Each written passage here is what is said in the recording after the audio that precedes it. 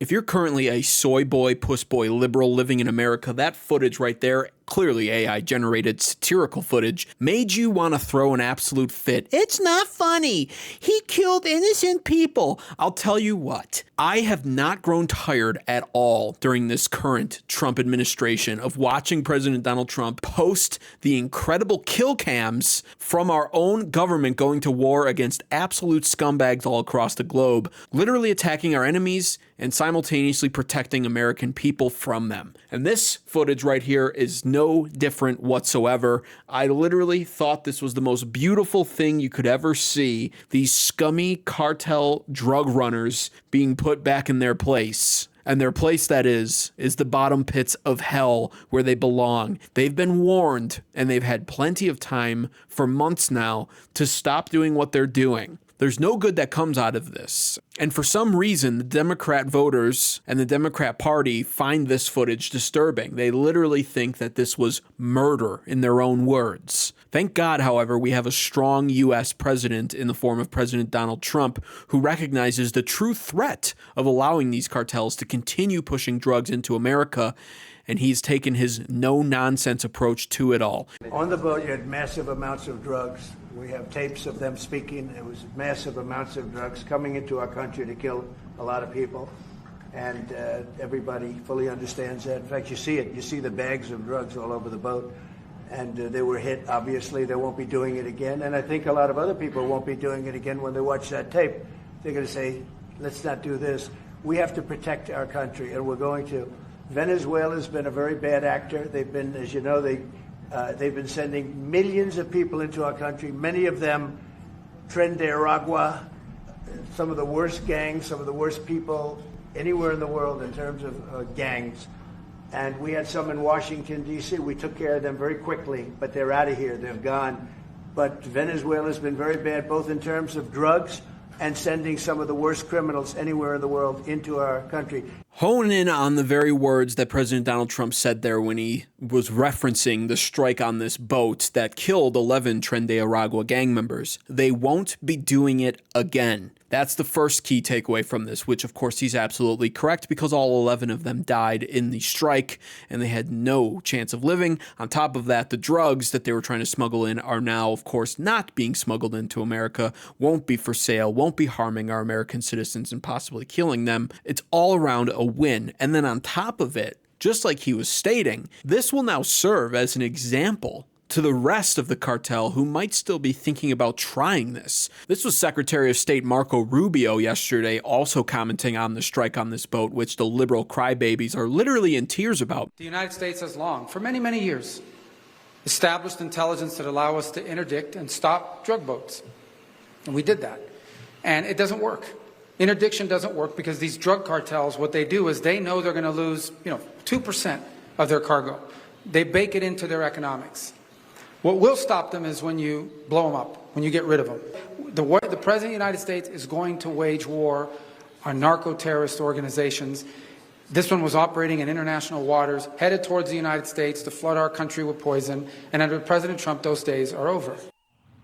And it wasn't a one-off. Rubio says strikes like these will happen again.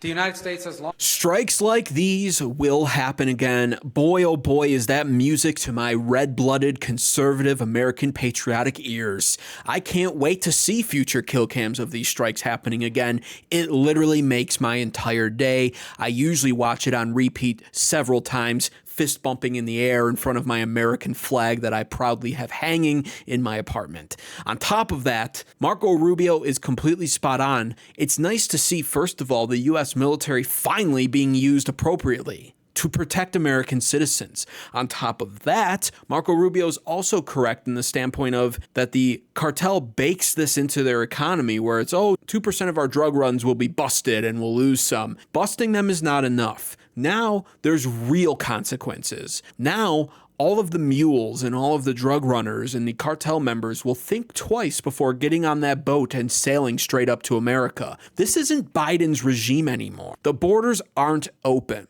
They're closed. And not only that, but Marco Rubio pretty early on in Trump's second-term administration, designated every single one of these cartels as foreign terrorists. As a result of that, that's what gives President Donald Trump the ability to pull the trigger like he did here and literally blow them to smithereens. We don't view them as just citizens of Mexico or Venezuela or wherever. We view them as enemies of the United States, meaning we are at actual war with them.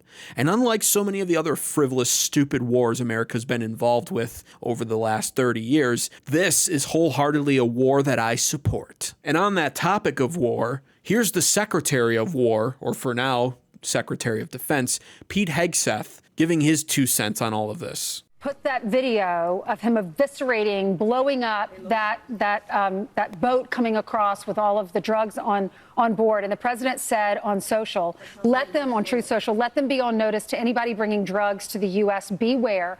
So the president is sending a message to other cartels, right? A very clear one. I can tell you that was definitely not artificial intelligence. I watched it live. We knew exactly who was in that boat. We knew exactly what they were doing, and we knew exactly who they represented. And that was Tren De Aragua, a narco-terrorist organization designated by the United States, trying to poison our country with illicit drugs. Last year, under the Biden administration, all 4 years, 100,000 Americans died from drug-related from drugs, from the use of drugs, many of which poured in from Central and South America through our southwest border. Now, we're sealing the border, but President Trump is willing to go on offense in ways that others have not been. And to send that clear signal to Tren De Aragua, Cartel del Sols, and others emanating from Venezuela, we're not going to allow this kind of activity. You're poisoning our people. We've got incredible assets, and they are gathering in the region. And so you want to try to traffic drugs? It's a new day. It's a different day. And so those 11 drug traffickers are no longer with us, sending a very clear signal that this is an activity the United States is not going to tolerate in our hemisphere. That right there is called peace through strength. And yes, I voted for this. I voted for all of this. The best defense is a swift and decisive offense. It's not just good enough at this point to shut down our borders and to really double down on the efforts of stopping illegal immigration and stopping the drug cartels from trying to come in through our southern borders anymore. You have to go on offense now. This is how you send a message, and I fully support it. And you know, for the sake of diplomacy, yes, it's not like our government hasn't reached out to the Venezuelan government or the Mexican governments. It's not like we haven't tried. But this is a great example right here of why it doesn't work, because the cartels are running the show completely. Take a look at this. This is what Mexican politics look like with cartel influence, where they literally bully their way through the political chambers to make statements. They don't care. They do it publicly, by the way, because that's how much power they have.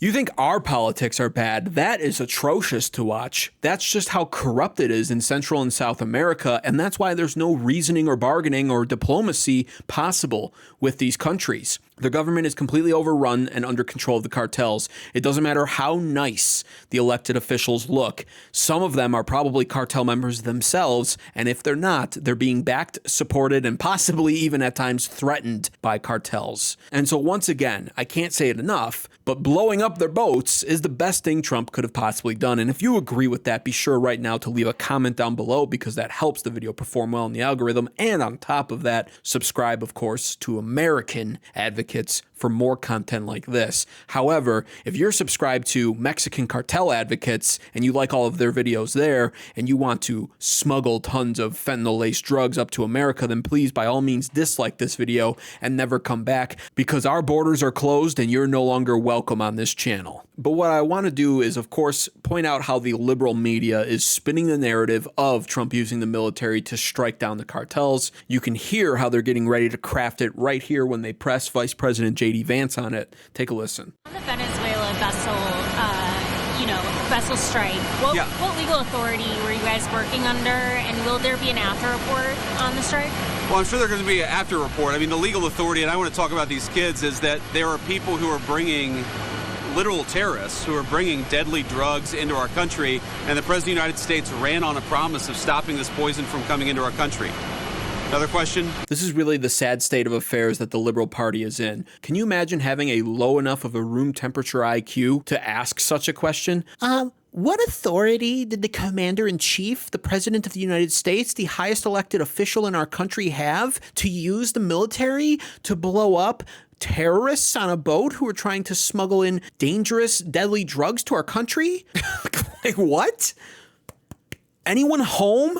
How could you even ask such a question? The Commander-in-Chief has supreme control over the military, and as J.D. Vance properly stated, he ran on the campaign promise to do this. This should not be shocking to anyone, and the fact that the liberals are mustering up some sort of weird ability to try to defend Tren De Aragua gang terrorist members and to defend drug smuggling is very weird, dystopian, and unsettling. And the worst part about it is, even on my own post, I have seen a few liberals commenting under this, where you can see, of course, I was obviously praising what I saw here. I literally describe it as beautiful because it is to me. I post the before pic here where they think they're safe, and then boom, the after pic. Wow, they're gone. That's it. They're dust. All the fish underneath that boat are living well right now. They are tripping out. But yeah, so take a look at these comments. Here's one. Here's a ridiculous argument. The pro-lifers, that is, of course, the people who are against abortion, murdering children before they're even born, are just shooting people for sport now. No due process, no proof of guilt. These people were not even within our borders. They'll justify anything with, I'm protecting you and trust me, bro. Well, what else was it, buddy? What else was it, skeptical 1980? First of all, just like I said earlier,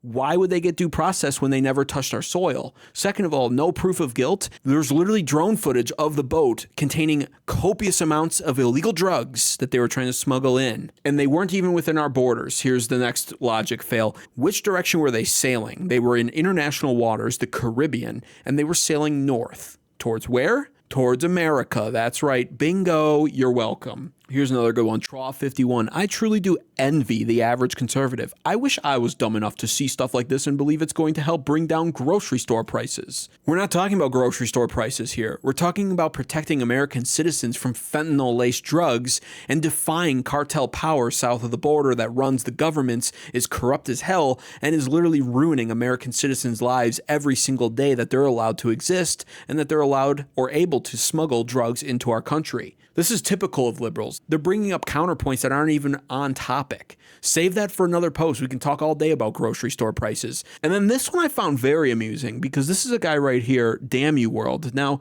the longer I have a channel, the more I recognize certain commenters, routine commenters and users on YouTube. This is one of them. And you can see he's a very angry person. This bullshit is why I hate Trump. He uses everything in his power to push this propaganda BS. The Coast Guard has been doing ship seizures for decades, seizing hundreds of billions of dollars worth of drugs and arresting the criminals behind it. Why couldn't we have saved money and just seized the criminals and drugs, then sink the boat? Well, as elegantly explained by Marco Rubio, that is just a cost of doing business to them. They are such a massive organization, corrupt organized crime, that they literally factor that into the cost of business. You literally defeat your own argument by making that point. It's been happening for decades. We've been seizing their drugs for decades, arresting the cartel members for decades, sinking the boats for decades, and they keep coming, and it didn't get better. My brother partook in some of these missions, and something that struck me was that he told me many of the people on these ships were forced to be there because the cartels would threaten them or their families. Oh, too bad.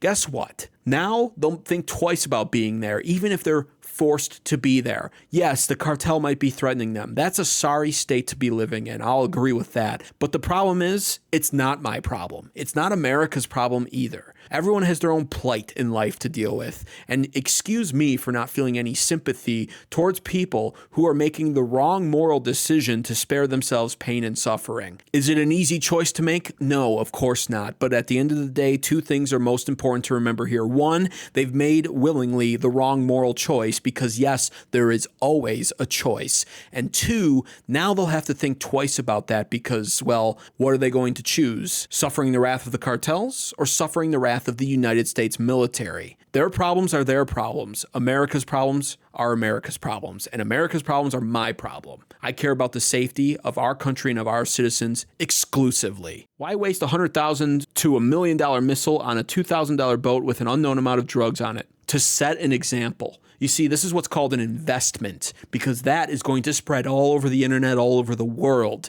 And now the cartels will have to think twice before doing that again. And not only that, but it's going to be a massive deterrent to anybody getting on a boat trying to sail and smuggle drugs up north. So worth it. People that haven't even been confirmed to be narco-terrorists. They were. Even if they are, arrest them and throw them in prison. Executing them is barbaric. When it comes to drug smuggling narco-terrorists, he is devastated and depressed that our military just killed 11 of them who are likely going to be responsible through the drugs they were smuggling into our country for the death of possibly hundreds of thousands of Americans. You can, of course, feel free to go to this post and leave your thoughts on it if you want. I make posts like this in my community tab all the time. And I just want to leave off with this food for thought in true American political fashion. Venezuela, as it turns out, has the largest oil reserves in the entire world. Take a look at this graph, and you can see right there on the left, top global oil reserves. Venezuela destroys everybody when it comes to that.